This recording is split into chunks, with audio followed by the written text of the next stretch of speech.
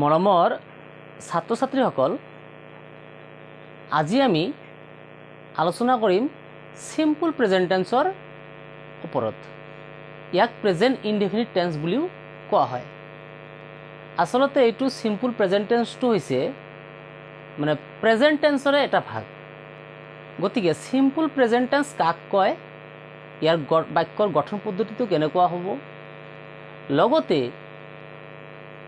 কি ধৰণৰ আমি ইয়াৰ ওপৰত কাৰেকশ্যন কৰিব পাৰোঁ, কেনেকৈ কাৰেকশ্যন কৰিব পাৰোঁ, মানে আচলতে আমাক টেন্সৰ বিষয়ে যেতিয়া আমি আলোচনা কৰোঁ বা টেন্স যেতিয়া আমি পঢ়াওঁ বা টেন্স যেতিয়া তোমালোকে শিকিবা, তো ইয়াৰ ওপৰত কি হয়, টেন্সৰ ওপৰতে গোটেইখিনি বস্তু নিৰ্ভৰ কৰিব লগা হয়। ইংলিছৰ গ্ৰামাৰ সম্পূৰ্ণৰূপে টেন্সৰ ওপৰতে নিৰ্ভৰ কৰে। গতিকে আমাৰ কি হয় যে হয়তো আমাক ইয়াৰ ওপৰত কাৰেক্ট টেন্স কৰিব দিব, ইয়াৰ ওপৰত ভইচ চেঞ্জ কৰিব দিব, ইয়াৰ ওপৰত নেৰেশ্যনো কৰিব দিয়ে। তো যি কি নহওক আমি সিম্পল প্ৰেজেন্ট টেন্সৰ বিষয়ে আলোচনা কৰিম। তোমালোকে অলপ ভিডিঅ'টো মনোযোগেৰে চাই থাকিবা আৰু শুনি থাকিবা। এতিয়া চোৱা যে সিম্পল প্ৰেজেন্ট টেন্স কাক কয়, যে কোনো এটা কাম বৰ্তমানে স্বাভাৱিকভাৱে অব্যাহতভাৱে আৰু চিৰসত্যভাৱে ঘটা বুজালে তাক আমি কি বুলি কওঁ, সিম্পল প্ৰেজেন্ট টেন্স বুলি কওঁ বা বুলি কোৱা হয়। এতিয়া চোৱা, এই যে স্বাভাৱিকভাৱে যিবোৰ ঘটনা ঘটে, যেনেকুৱা আই ডু দ্য ৱাৰ্ক, তাৰ এটা উদাহৰণ, হৰি প্লেছ ক্ৰিকেট, এইবোৰ স্বাভাৱিক কিছুমান ঘটনা। আৰু অভ্যাসগত কাম যেনেকুৱা he always takes tea in the morning, তাৰ অভ্যাসত পৰিণত হৈছে কি, তেওঁ ৰাতিপুৱা সদায় চাহ খায়। যেনে চিৰসত্য ঘটনা, ইয়াৰ চিৰসত্য ঘটনা বুলি ক'লে যেনেকুৱা the sun rises in the east, মানে সূৰ্য কি হয়, পূব পিনে উদয় হয়। মিল্ক ইজ হোৱাইট, গাখীৰ বগা। তো এইবোৰ হৈছে কি আমাৰ সিম্পল প্ৰেজেন্ট টেন্সৰ বাক্য। এতিয়া সিম্পল প্ৰেজেন্ট টেন্সৰ বাক্য এটা গঠন কৰিব আমি কেনেকৈ গঠন কৰিম, যে আমি প্ৰথমতে জানিব লাগিব কি, যে সিম্পল প্ৰেজেন্ট টেন্সৰ বি ভাৰ্ব নাই। সিম্পল প্ৰেজেন্ট টেন্সৰ কি নাই, বি ভাৰ্ব নাই। তে বাক্যৰ গঠন পদ্ধতি কেনেকুৱা হ'ব, যে বাক্যৰ গঠন পদ্ধতি হ'ব এনেকুৱা ধৰণৰ যে ছাবজেক্ট থাকিব, তাৰ লগত ভাৰ্বৰ ফাৰ্ষ্ট লিষ্ট, তাৰ লগত থাকিব অবজেক্ট। ছাবজেক্ট, ভাৰ্বৰ ফাৰ্ষ্ট লিষ্ট আৰু অবজেক্ট। পাৰ্থক্য যে ছাবজেক্টটো যদি কি হয়, থাৰ্ড পাৰ্চন ছিংগুলাৰ নাম্বাৰ হয়, তেনে ভাৰ্বৰ লগত কি হ'ব, এছ বা ইএছ যোগ হ'ব। একমাত্ৰ কি থাৰ্ড পাৰ্চন ছিংগুলাৰ নাম্বাৰ হ'ব লাগিব, তেতিয়াহে কি হ'ব, এই ভাৰ্বৰ লগত এছ বা ইএছ আমি যোগ কৰিম। চোৱা যে অসমীয়া বাক্যৰ শেষত সাধাৰণভাৱে যেনেকুৱা যায়, খায়, ধৰে, মাৰে ইত্যাদি এইবোৰ শব্দ থাকিব। যেনেকুৱা নবীন স্কুললৈ যায়, নবীন গোজ টু স্কুল। তেওঁ ভাত খায়, হি ইটছ ৰাইচ। এতিয়া চোৱা যে এই ইয়াত নবীন আৰু ইয়াত হি, নবীনটো কি হৈছে, ইয়াতে এই ছাবজেক্টটো কি হৈছে, যে থাৰ্ড পাৰ্চন হয়, থাৰ্ড পাৰ্চন ছিংগুলাৰ নাম্বাৰ। গতিকে আমাৰ মেইন ভাৰ্বটো আছিলে গ', গ'ৰ লগত আমি কি যোগ কৰিছোঁ, ইয়াত যোগ কৰিছোঁ। ঠিক তেনেদৰে তেওঁ ভাত খায়, তেওঁটো কি থাৰ্ড পাৰ্চন ছিংগুলাৰ নাম্বাৰ, গতিকে তাৰ লগত মেইন ভাৰ্বটো কি আছে, ইটৰ লগত কি যোগ হৈছে, এছ, হি ইটছ ৰাইচ।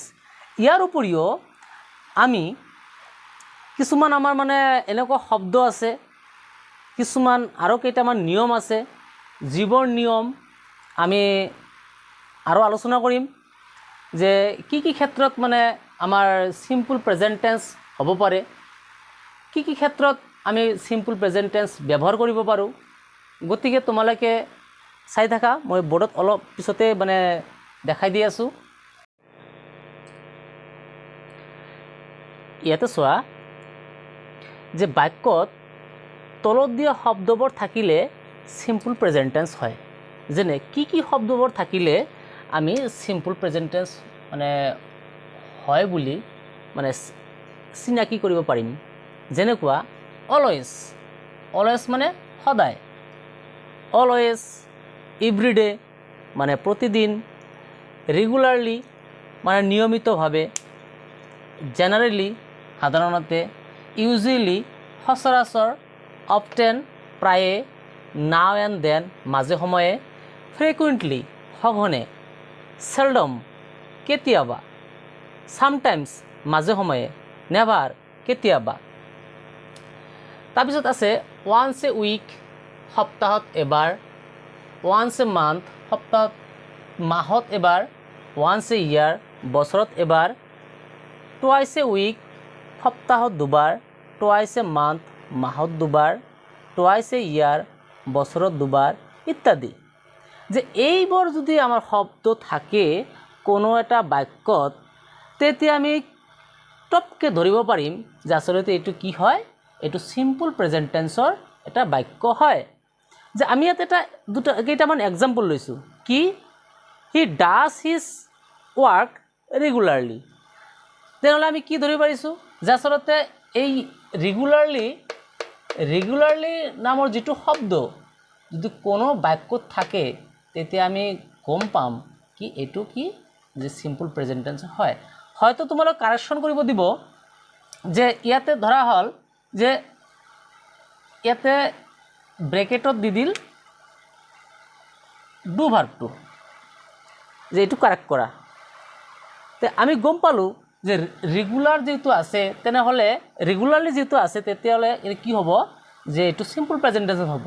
তে এতিয়া তুমি এটা কাম কৰিব পাৰা যে যদি চিম্পল প্ৰেজেণ্ট টেন্সৰ হয়, আমি বাক্যৰ গঠন পদ্ধতিটো নিশ্চয় জানো যে ইয়াতে কি যে ছাবজেক্ট হ'ব, ছাবজেক্টৰ পিছত মানে ভাৰ্বৰ ফাৰ্ষ্ট লিষ্ট ডুটো আছে, কিন্তু ইয়াতে ছাবজেক্টটো কি আছে? ছাবজেক্টটো আছে কি থাৰ্ড পাৰ্চন ছিংগুলাৰ নাম্বাৰ। গতিকে আমি ইয়াত কি কৰিম? ইএছ যোগ কৰি দিম। তেতিয়া আমাৰ কি হৈ যাব? বাক্যটো সম্পূৰ্ণ শুদ্ধ বুলি আমি ক'ব পাৰোঁ। He usually writes in green ink. তেওঁ সচৰাচৰ কি কৰে যে গ্ৰীণ মানে সেউজীয়া চিয়াহীৰে লিখে সচৰাচৰ। ইয়াতে অত ব্ৰেকেটত থাকিব পাৰে এনেকুৱা ৰাইট। তা আমি জানো ইউজুৱেলি নামৰ শব্দটো যেতিয়া এই বাক্যত আছে, গতিকে আমি ধুনীয়াকৈ ক'ব পাৰিম যে এইটো আচলতে কি হয়, এইটো চিম্পল প্ৰেজেণ্ট টেন্সৰ বাক্য হয়। গতিকে ইয়াত আমি কেৱল এছটো লগাই দিলেই আমাৰ কাৰেকশ্যনটো হৈ গ'ল। হি ভিজিটছ কাশ্মীৰ এভৰি ইয়াৰ মানে প্ৰতি বছৰে কি হয় মানে তেওঁ কাশ্মীৰলৈ ভ্ৰমণ কৰিব যায়। গতিকে ইয়াতে ছাবজেক্টটো থাৰ্ড পাৰ্চন ছিংগুলাৰ নাম্বাৰ, গতিকে ভাৰ্বটো হৈছে ভিজিটৰ লগত কি হৈছে? এছ যোগ হৈছে, ভিজিটছ। তে ইয়াৰ উপৰিও আৰু কেইটামান কি আছে মানে নিয়ম আছে। এই নিয়মবোৰ মই লাহে লাহে তোমালোকক, এটা নিয়ম হ'ল যে এইবোৰ শব্দ থাকিলে আমি চিম্পল প্ৰেজেণ্ট টেন্স হয় বুলি মানে ক'ব পাৰিম। ইয়াৰ উপৰিও আৰু দুটামান নিয়ম আছে, মই তোমালোকক বৰ্ডত বুজাই দি আছোঁ, তোমালোকে ভিডিঅ'টো চাই থাকিবা। ইয়াতে স্থিৰ হোৱা ছেটেলড ভৱিষ্যত কাৰ্য প্ৰকাশ কৰিবলৈ চিম্পল প্ৰেজেণ্ট টেন্স ব্যৱহাৰ হয়। ইয়াতে ছেটেলড মানে স্থিৰ হোৱা ঘটনা এটা, যে ভৱিষ্যত কালত কিবা এটা ঘটনা স্থিৰ হৈ আছে, ডেটটো ফিক্সড হৈ আছে, কাৰ্যটো ঘটিব এইটো খাটাং হৈ আছে, কিন্তু কি মানে ভৱিষ্যতৰ কিবা এটা বাক্য। যেনেকুৱা আই গ' টু শ্বিলং নেক্সট মানডে, যে মই অহা সোমবাৰে মানে শ্বিলঙলৈ যাম। যে অহা সোমবাৰে মই শ্বিলঙলৈ যাম, ইয়াতে আচলতে ফিউচাৰৰ এটা বাক্য দেখাত এনেকুৱা লাগে, কিন্তু যেতিয়া ঘটনা এটা বা কাৰ্য এটা মানে ভৱিষ্যতত স্থিৰ হৈ থাকে, মানে ছেটেল হৈ থাকে, আগতীয়াকৈ নিৰ্ধাৰণ কৰা থাকে, নিৰ্ধাৰিত সময়ত কামখিনি হ'ব বা সেইখিনি সময়ত আমি যাম, এই ক্ষেত্ৰত কি হয় আমি চিম্পল প্ৰেজেণ্ট টেন্স ইউজ কৰিব পাৰোঁ। যেনেকুৱা আৱাৰ স্কুল অপেনছ অন ৱেডনেছডে, যে আমাৰ বিদ্যালয় বুধবাৰে খুলিব। যে আমাৰ বিদ্যালয়খন যে বুধবাৰে খুলিব, এই ঘটনাটো এই কাৰ্যটো কি হৈ আছে এই কাৰ্যটো স্থিৰ হৈ আছে সেটেল হৈ আছে গতিকে এই ধৰণৰ যিবোৰ মানে বাক্য আছে এই বাক্যবোৰত আমি কি সিম্পল প্ৰেজেন্ট টেন্স ইউজ কৰিব পাৰোঁ ঠিক তেনেধৰণে যে চলি থকা কাম এটা বুজাবলৈ সিম্পল প্ৰেজেন্ট টেন্স ব্যৱহাৰ কৰা হয় আসলতে চলি থকা কাম এটা মানে বুজাবলৈ সিম্পল প্ৰেজেন্ট টেন্স ব্যৱহাৰ কৰা হয় এই কথাখিনি সম্পূৰ্ণ শুদ্ধ নহয় কাৰণ চলি থকা কাম এটা মানে যেতিয়া বুজা হয় তেতিয়া এটো প্ৰেজেন্ট কন্টিনিউয়াস টেন্স লৈ আমি কনভাৰ্ট কৰোঁ কিন্তু ইয়াতে যদি বাক্যটো হেয়াৰ বা দেয়াৰৰ দ্বাৰা আৰম্ভ হয় যে কি হয় বাক্যটো কি হ'ব লাগিব হেয়াৰ বা দেয়াৰ দি আৰম্ভ কৰা হ'ব লাগিব সেই ক্ষেত্ৰত কি হয় যে আমি সিম্পল প্ৰেজেন্ট টেন্স ইউজ কৰিব পাৰোঁ যেনেকুৱা হেয়াৰ কামছ দ্য প্লেয়াৰ ইয়াত কি হৈছে খেলুৱৈ আহি আছে দেয়াৰ গোজ দ্য ট্ৰেইন তাতে ৰেলগাড়ীখন গৈছে বা গৈ আছে এই ক্ষেত্ৰত কি হ'ব যে ইয়াত খেলুৱৈজন আহি আছে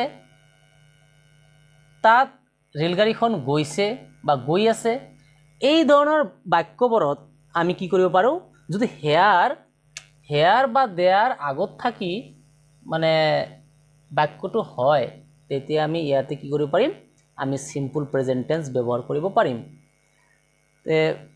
ছাত্ৰ ছাত্ৰীসকল আজি তোমালোকৰ সিম্পল প্ৰেজেন্ট টেন্সৰ বিষয়ে এইখিনি আলোচনা কৰিলোঁ পিছৰ ভিডিঅ'বোৰত তোমালোকে এটাৰ পিছত এটাকে টেন্সৰ বিষয়ে পাই থাকিবা আৰু পাৰিলে মোৰ যিটো চেনেল আছে সুজাতা ইনোভেটিভ চেণ্টাৰ এই চেনেলটো সাবস্ক্ৰাইব কৰি দিবা শ্বেয়াৰ কৰিবা লাইক কৰি দিবা আজিলৈ ইমানেই ধন্যবাদ